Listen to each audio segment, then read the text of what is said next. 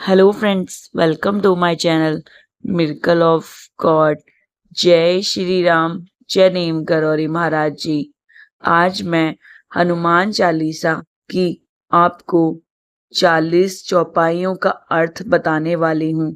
ये मेरी पहली वीडियो है हनुमान चालीसा के अर्थ के बारे में। हम हनुमान चालीसा पढ़ते हैं परंतु हमें उसका अर्थ नहीं मालूम होता। तो हम जानते हैं कि तुलसीदास जी ने जब चालीसा लिखी तो उसका अर्थ क्या है, कैसे हमें फल प्राप्त होता है। हमें जब तक कुछ समझ नहीं आता, हम बिना समझे किसी भी चीज को अगर पढ़ते हैं तो उसका कोई मतलब नहीं होता। हमें हर एक चीज को जानना चाहिए और उसको पढ़कर उसका अर्थ समझना चाहिए कि वह कविता या पंक्ति या चालीसा या चौपाई या कोई भी धार्मिक ग्रंथ वह हमसे कहना क्या चाह रहे हैं, वह हमें क्या उपदेश दे रहे हैं, इसे पढ़ने से हमें क्या फायदा होगा। हनुमान चालीसा में स्वयं लिखा है कि उसे पढ़ने से आपको क्या प्राप्त होगा। जानिए पूरी जानकारी हनुमान चालीसा का अर्थ मेरी इस वीडियो में। वीडियो को एंड तक देखिएगा। पसंद आए तो लाइक करना। चैनल को अभी तक सब्सक्राइब नहीं किया है तो प्लीज कर लीजिएगा और कमेंट में जय श्री राम लिखना ना भूलिएगा। तुलसीदास जी ने जब चालीसा का लेखन किया था तब तुलसीदास जी परेशानी में फंस गए थे। उनको अकबर ने जेल में डाल दिया गया था।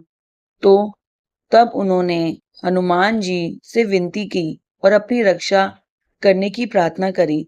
तब उन्होंने उसी जेल में वहीं पर हनुमान चालीसा लिखी।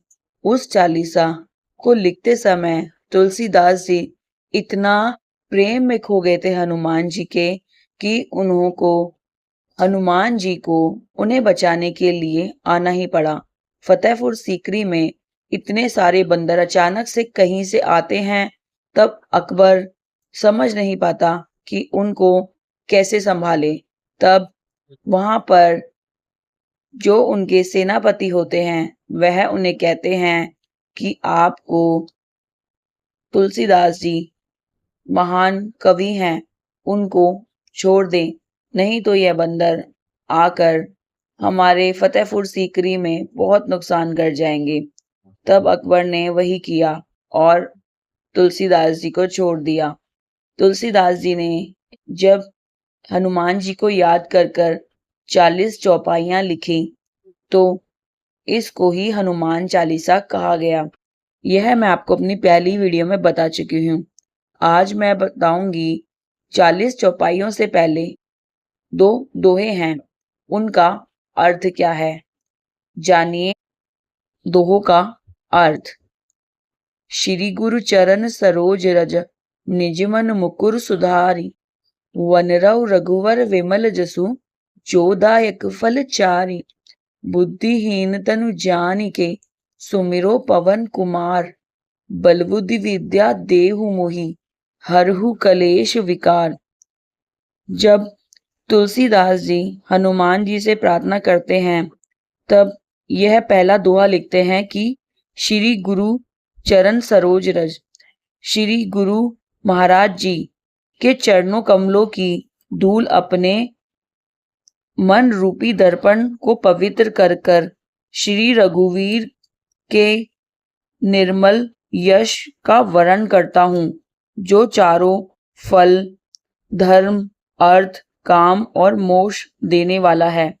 इसका अर्थ है, तुलसीदास जी कहते हैं, मैं हनुमान जी के चरणों में अपना मन रूपी जिस दर्पण, जिसके अंदर धूल है, उसको मैं साफ करता हूँ और भगवान जी से यह प्रार्थना करता हूँ कि मुझे चारों फल दें, जैसे कि धर्म, अर्थ, काम, मोक्ष जो देने वाले हैं श्री राम, आप मुझे प्रदान करें। बुद्धिहीन तनु जानिके, सुमिरो पवन कुमार। बलबुद्धि विद्या देहु मोहि, हरहु कलेश विकार। इसका अर्थ है आप तो जानते हैं कि मेरा शरीर और बुद्धि निर्बल है। मुझे शारीरिक बल, समृद्धि और ज्ञान दीजिए और दुखों और दोषों को उनका नाश कीजिए। फिर वह तुलसीदास जी प्रार्थना करते हैं हनुमान जी से कि हनुमान जी आप तो यह सब जानते हैं कि मैं बहुत निर्बल हूँ, मेरा शरीर और बुद्धि निर्बल है। मुझे शारीरिक बल और बुद्धि दीजिए और मेरे शारीरिक बल, समृद्धि और ज्ञान दीजिए और दुखों और दोषों का नाश कीजिए और मेरे कलेश और विकार को दूर कीजिए। यानी हमारे मन में जब भी यह चलता है कि हम क्या कर जाएंगे, कुछ गलत कर जाएंगे, उन सबको सही कर दीजिए और हमारी बुद्धि को अच्छा बल दीजिए ताकि हम अपनी रक्षा कर सकें। तो तुलसीदास जी ने इस दोहे में यह प्रार्थना हनुमान जी से की थी। अब जानते हैं पहली चौपाई का अर्थ। जय हनुमान ज्ञान गुण सागर, जय कपीसति लोक उजागर। अर्थात श्री हनुमान जी आपकी जय हो। आप ज्ञान और गुणों से अतार्थ हैं। अतार्थ का अर्थ होता है जिसका अनुमान नहीं लगाया जा सकता। यानी हनुमान जी आप ज्ञान गुण के सागर हो जिसका कोई अनुमान ही नहीं लगाया जा सकता। आपके अंदर ज्ञान और गुण इतने हैं कि हम अनुमान ही नहीं लगा सकते। हे कपीस तिह लोक उजागर, हे कपीस आपकी जय हो। आप तीनों लोक, स्वर्ग, भूलोक और पाताल लोक में आपकी कृति है। कृति का अर्थ होता है यश, प्रसिद्ध। यानी आप हनुमान जी तीनों लोगों में आपकी कीर्ति है। आप तीनों लोगों में प्रसिद्ध हो, हमेशा हो। आप तीनों लोकों में प्रकट हो जाते हो। स्वर्ग लोक, भूलोक, पाताल लोक, जहां पे भी चाहो आप उजागर हो जाते हो, यानी प्रकट हो जाते हो। इसलिए आपको तीनों लोकों के उजागर कहा गया है।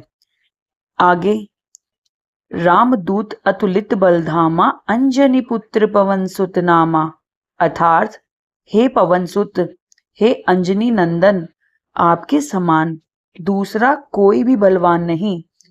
कहते हैं तुलसीदास जी, हे पवन सुत, अंजनी के लाल, आपके समान दूसरा इस जग में कोई भी बलवान नहीं। आपको इस पंक्ति में, इस चौपाई में रामदूत कहा गया है। आगे जितनी भी चौपाई हैं उनका अर्थ मैं अपनी आने वाली वीडियोस में बताऊंगी। आई होप आपको ये सरल भाषा में समझ में आया होगा।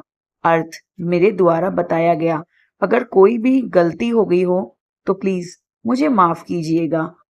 अगर आपको मेरी यह वीडियो पसंद आ रही है और आप आगे हनुमान चालीसा का अर्थ सरल भाषा में जानना चाहते हैं तो प्लीज कमेंट में जय श्री राम या जय हनुमान जी लिखना ना भूलिएगा। Thank you for watching. जय श्री राम, जय नीम करोड़ी महाराज जी।